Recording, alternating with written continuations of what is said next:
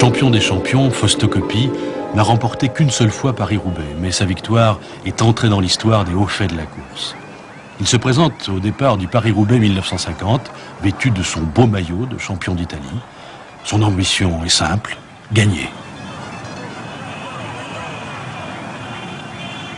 Il décide de durcir la course en attaquant dans la côte de Doullens, qui était autrefois le véritable juge de paix de l'épreuve.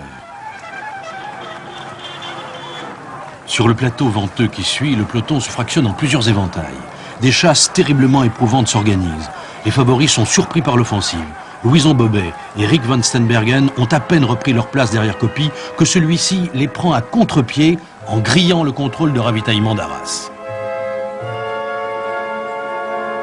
En quelques coups de pédale, le Campionissimo rejoint Siardis et Maurice Dio, parti devant en éclaireur. Siardis est le premier à lâcher. Dio s'accroche, c'est un obstiné. Mais ce jour-là, Coppi est au zénith de sa carrière. Il passe de la droite à la gauche de la route, impose à Dio des coups de vent, des écarts, de brusques accélérations. À court d'oxygène, Dio ne peut que regarder l'Italien s'éloigner.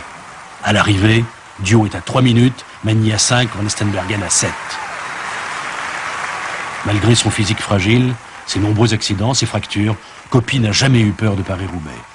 Un grand champion qui se respecte se doit de remporter la reine des classiques. Le Paris-Roubaix 1952 est resté dans toutes les mémoires, car il fut marqué par un duel de titans entre Fausto Coppi et Rik van Steenbergen.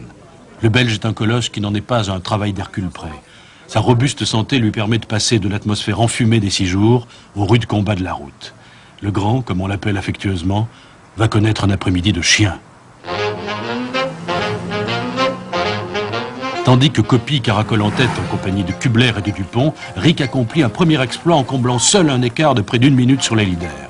Coppi devine ce que cette poursuite a dû coûter à son rival.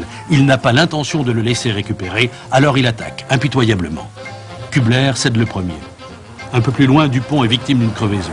Rik et Fausto se retrouvent en tête-à-tête. Le calvaire du champion belge commence. Pour gagner, Coppi doit arriver seul, car à l'époque, Van Steenbergen est imbattable au sprint.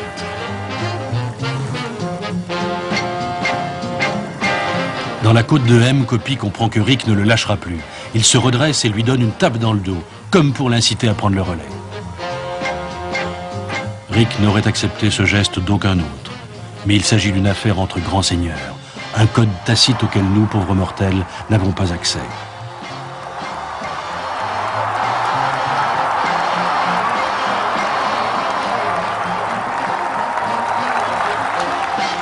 Rik rugit dans la dernière ligne droite et l'emporte avec plusieurs longueurs d'avance.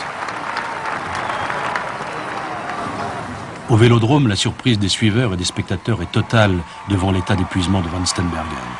Il ne tient plus debout, il s'affale sur la pelouse. Il avouera plus tard: Coppi roulait si vite que je me suis demandé si je n'allais pas laisser tomber. Un démarrage de plus et j'étais mort.